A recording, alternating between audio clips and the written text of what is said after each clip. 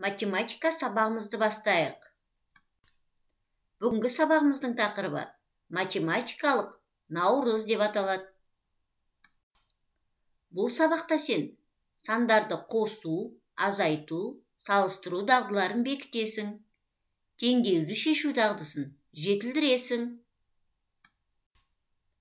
Балалар, ұлыстың ұлы күні наурыз мерекесі жақындап қалды. Наурыз мерекесінде ұлттық ойындар ойналатынын білесіңдер. Бүгінгі біздің математика сабағымызда балалар, ұлттық ойындар арқылы өз білімімізді көрсетейік.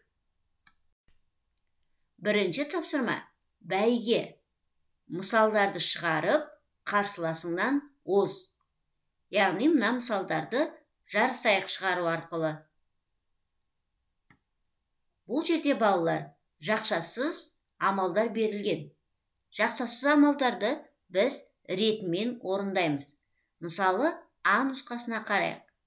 20 азайту 9, қосу 4. Бұл жерде бірінші азайту амалы орындалады.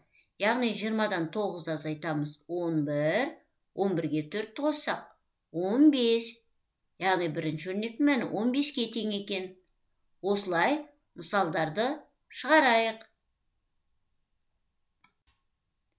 Екінші ұлттық ойынымыз балалар, арқан тарту.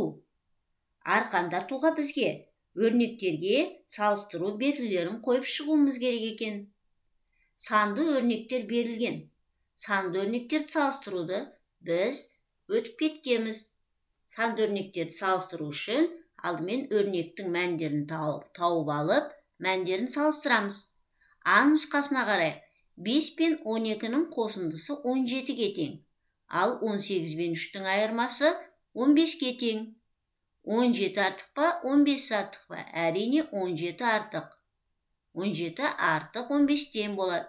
Немесе 5 пен 12-нің қосындысы артық 18 пен 5-тің айырмасынан.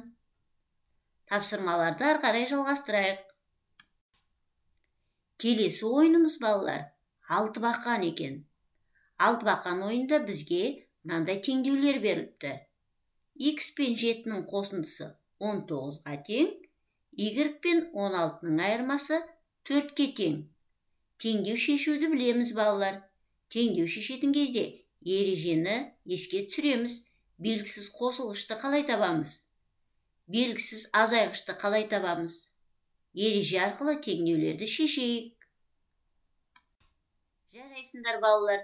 Енді оқулығымыздың 76-77 бетіндегі шығарып көр, орындап көр тапсырмаларын орындайық.